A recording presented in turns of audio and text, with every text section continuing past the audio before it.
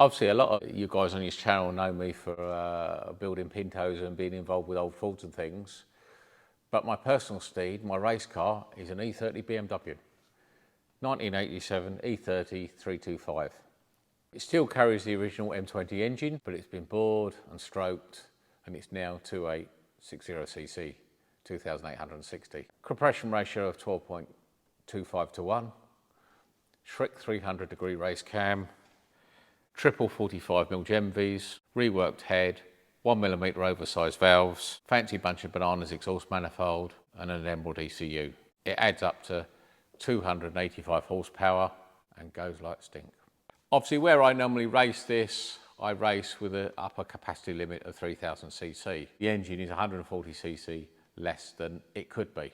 Another 140cc won't produce a great deal more power, but potentially there's another 14 horsepower on tap. So the next stage of development for this is to build a new 3-litre engine.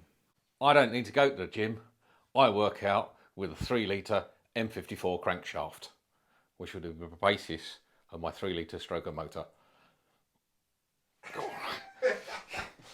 We've got a new intake manifold for the 3-litre build. The one on there is a Webcon one, which is machined CNC from billet, but it's very angular shape-wise. We've acquired a new one. It's slightly longer and it's straighter, but that will get a bit of attention as well.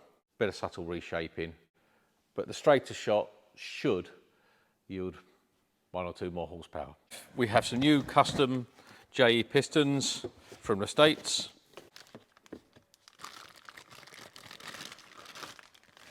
Very nice, very light, but with a very low compression height. That allows us to keep the standard length conrod in conjunction with a stroker crank. Lovely piece of kit. And we also purchased a cracked cylinder head. Why a cracked head, you ask? We're able to put it in our power hacksaw and slice it into chunks so we can measure exactly how thick the internal parts of the head are, so we know how much we can safely grind out.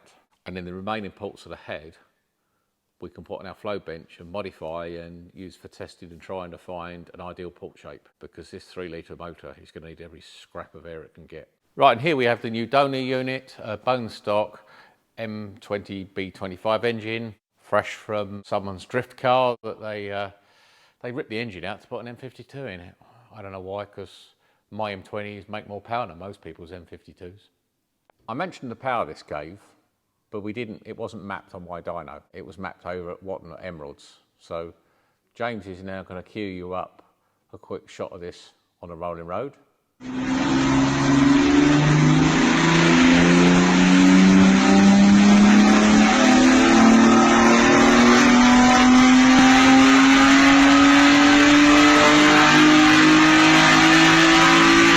And as ever, if you like what you see, click, share, subscribe, guys, because it really makes a big difference to us and helps bring you more video.